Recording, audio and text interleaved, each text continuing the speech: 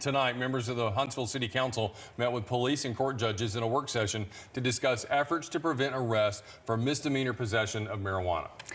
And marijuana laws continue to be the subject of debate in Alabama. Recent data shows that a record number of arrests happened in the past 5 years. News 19's Archie Snowden is live outside Huntsville City Hall and has more on tonight's work session.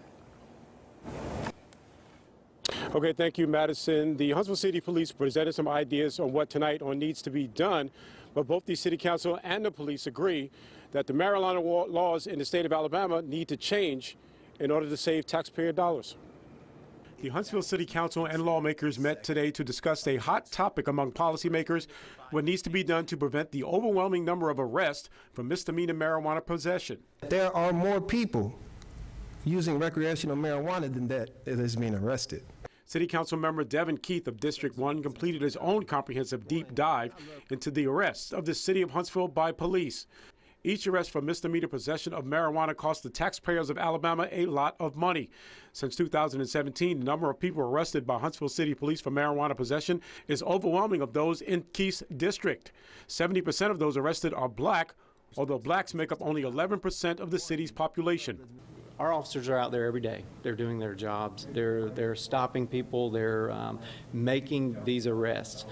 You know, we pull the statistics and we see what we see. We work hard to make sure that we police equally across this city. This is a more tailored look at the city of Huntsville, but a comprehensive look says this actually has a de-escalation process that actually informs officers to have a conversation that's different than when you know you have to arrest somebody. Dwayne McCarver, Deputy Chief of the Huntsville City Police Department, agrees with Keith that there's a way to prevent more arrests.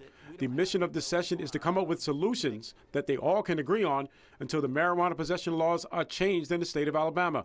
Those in law enforcement, as well as Madison County judges, are hopeful to get their ideas on how to improve the disproportionate arrest numbers into the hands of legislators. But at the local level, again, this was to inform my colleagues of the process of what needs to happen, getting their support for unanimous support for a resolution to actually send to the delegation.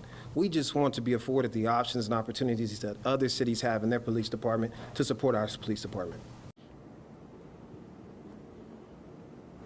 Again, both the City Council and the Huntsville City Police agree on what needs to be done. The ideas were presented here tonight. Those ideas were presented at the next City Council meeting.